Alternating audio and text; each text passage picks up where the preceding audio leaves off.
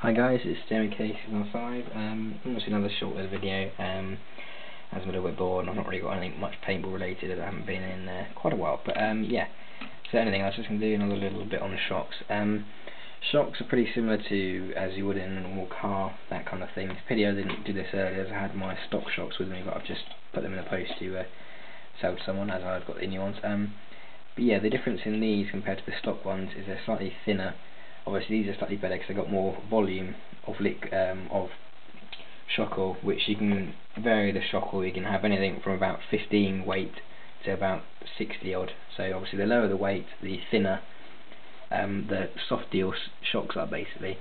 These are 25 in the front, so it's relatively soft. Obviously you can go up to a lot higher, just to tune your car and for the different tracks and bumps and jumps and yeah, little things like that. Obviously you've got the springs, the collet to adjust the ride height. A lot of people think that these are to stiffen. They're actually not at all. Some of them you'll get just a little collet like this, or you'll get little plastic sort of washers, spacers, which you put in there to adjust the ride height, which I'll do in another video.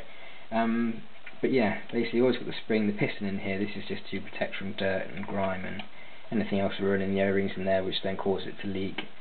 But yeah, obviously you can adjust up. You obviously got up here. You've got hundreds of different holes you can adjust. Which obviously the angle, the more up the more vertical the shock is, the softer it will be, and obviously the more flatter, the harder it will be. Only be to a certain extent. It won't change drastically, but little fine bits like that when you're racing or trying to fine tune your car to a track and things like that. And obviously down here you can adjust these two slots, obviously depending on what you're after. And I'll do a bit of the front as well.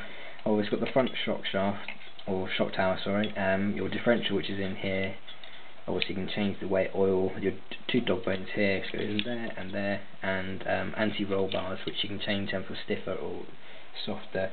If you want a slightly more body roll or less body roll for sort of high bike tracks and things like that. And obviously got the steering, as you normally see. The back is pretty similar, and obviously got the wing the other way, so it's obviously got the differential here, the rear shock, the rear anti-roll bar, the dog bones, which there, and that's a bit dusty but dirty, so forgive me on that.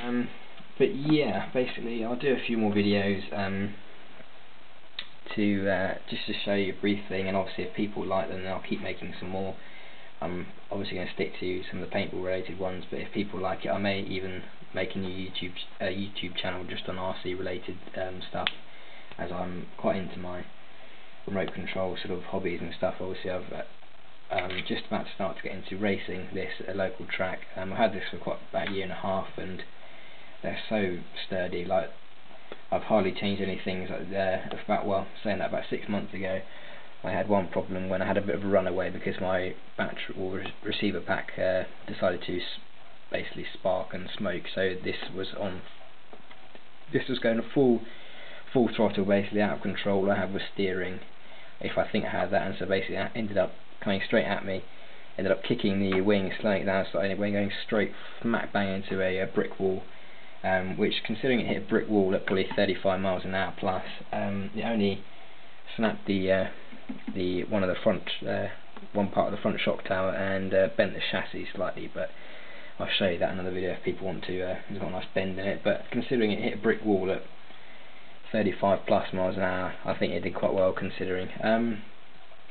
But yeah, so hopefully people will enjoy these videos, and obviously, as I said, I might make up a more RC related YouTube channel and obviously link them and put these ones onto it, but depending on how they go, if people don't really seem to like them, I'll leave them on my normal Jamie K695 or I'll move them.